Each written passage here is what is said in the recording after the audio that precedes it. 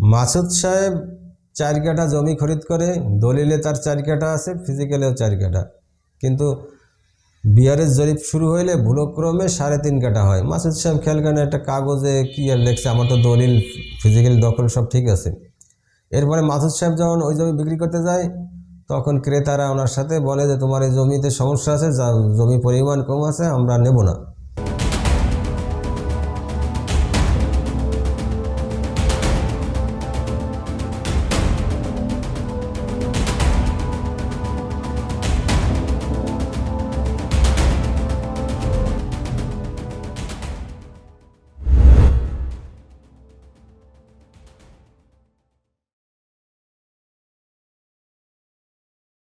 মাসুদ সাহেবের কথা বলতেছিলাম। মাসুদ সাহেব যখন সে জমি কেনে 4 কাঠা, তখন তার দলিলে 4 কাঠা ছিল, ফিজিক্যালেও 4 কাঠা। এবং যখন বিআরএস জরিপ শুরু হয় মাঠ পর্চা, তখন ওই ভুলক্রমে ওনারে 3.5 কাঠা ওই গুজরাট খতিয়ানে দেখানো হয়। তা মাসুদ সাহেব ভাবছে আমার দলিলে 4 কাঠা, আমার ফিজিক্যালে 4 কাঠা, আমার এসে খতিয়ানে পরে যদি আমার মিউটেশন করা ওখানেও 4 কাঠা, কি একটা সামান্য কাগজের জায়গায় আমার একটু কম। উনি আর গায়ে বাঁধায় নাই, কিন্তু এটা ওনার গায়ে বাঁধানো উচিত ছিল। উনি ওই সাতক্ষীরায় গেছিল একবার, 1 লোক টিকিট লঞ্চ ছাড়িয়ে দিচ্ছে, কিন্তু টিকিট ওনার হাতে। আমার হাতে টিকিট, আমার ঠেকায় কে? ও ভাবছে কি টিকিট ধরে রাখলে লঞ্চও বন্ধ হয়ে যাবে। তা মাসুদ সাহেব ওই রকম ভাবছে যে আমার এসে মিউটেশনে 4 কাঠা, ফিজিক্যালে 4 কাঠা, দলিলে 4 কাঠা, আমার ঠেকায় কে? কিন্তু পট পরিবর্তন হয়, পটের সাথে যে তাল মিলাইতে হয় যুগের সাথে, এটা মাসুদ সাহেব হৃদয়ে অঙ্গম করতে পারে নাই। যার কারণে মাসুদ সাহেব ওই সময় যখন মাঠ পর্চা পায়, তখন ইচ্ছে করলে 30 ধারা, 31 ধারা, 33 ধারায় অ্যাটেন্ড করে ওইটা শুদ্ধ হতে পারতো। কিন্তু মাসুদ সাহেব কয় আমার হাতে টিকিট, লঞ্চ কেমনে যাবে? তো ওইভাবে উনি খিচ ধরে রাখছে। পর্যায়ক্রমে ওই ভুল পর্চা যখন আর এনারা পার্টি মানে গ্রাহক আবেদন করে নাই সরকারের কাছে, ভুলের শিকার সংশোধনের জন্য আবেদন করে না, সরকারও ফাইনাল ওই 3.5 কাঠা প্রিন্ট দিয়ে দিচ্ছে, গেজেট হয়ে গেছে।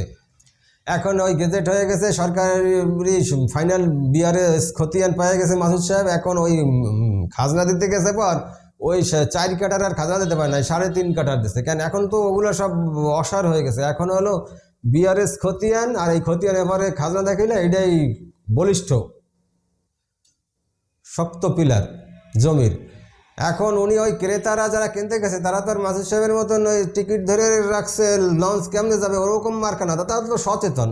তারা দেখছে যে ফিজিক্যালে জমি 4 কাঠা আছে, ঠিক আছে, কিন্তু পেপারসে হলো 3.5 কাঠা। আমরা পেপারস অনুযায়ী পেপারসে জন্ম হবে, আমরা 3.5 টাকা নেবো। 3.5 কাঠায় যা হয় তাই তুমি দাম নাও, আর বাকিটা ফেলে দাও, আমরা নেবো। কিনে কে যে নেই। এখন মাসুদ সাহেব তো পড়ছে বিপদে। তো বাংলাদেশে আমরা হলাম কি অলস এবং বুঝি না। সময় মতো যদি সময়ের 1 ফোর, অসময়ের 10 ফোর, আমরা সময়ের মতো মাসুদ সাহেব যদি 4 দিতে পারতো তাহলে সফল হইতো। এখন ওই সময়ের 1 ফোর, অসময়ের 10 ফোর, এখন মাসুদ সাহেবের 10 ফোর দিলে ওই সমস্যার সমাধানটা যাবে। তো মাসুদ সাহেব ফেরত আসলো, বিক্রি আর হলো না আমার কাছে। আমি বললাম এখনও সমস্যা সমাধান মেটানো যায়। কিছুদিন আগেও 54 ধারার একটা ইয়ে ছিল, আদালত ছিল আপনাকে জন্য, এই সমস্ত ভুল ভ্রান্তি জাগে তাকে জন্য, কিন্তু সেটাও অফ হয়ে গেছে। এরপরেও করা যাবে, প্রয়োজনীয় ফি দিলে বছর খানিকের ভেতর হয়ে যাবে। আপনার একজন ভালো আমিন দিয়ে মাপতে হবে, মাইপে ওই জমি 4 কাঠা দেখাইতে হবে, একজন ভালো তার প্যাডে দেখাইতে হবে, সিল সাপোর্ট দিয়ে।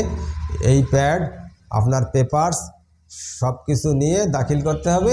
এরপরে আদালত আবার লোক পাঠাবে ফিজিক্যালে জমি এবং এই দলিলের জমি আর ইয়েতে কি ঠিক আছে কিনা মাপে সব মিলাই দিলে, এরপরে আপনার বছর খানিকে মোটামুটি দৌড়াদৌড়ি করলে আদালতে আপনার দিয়ে দেয়। এখন মাসুদ সাহেব হাসি দিচ্ছে, তাহলে তো আমার জমিও পাচ্ছি, আর 1 বছর পর বেশি তো আমার এই আধা কাঠার দাম প্রায় 15-20 লাখ টাকা হবে।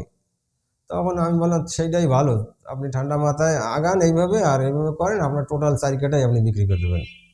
তো আপনাদের অনুরোধ, কাগজ সংশ্লিষ্ট যত সমস্যা থাক টেনশন করবেন না।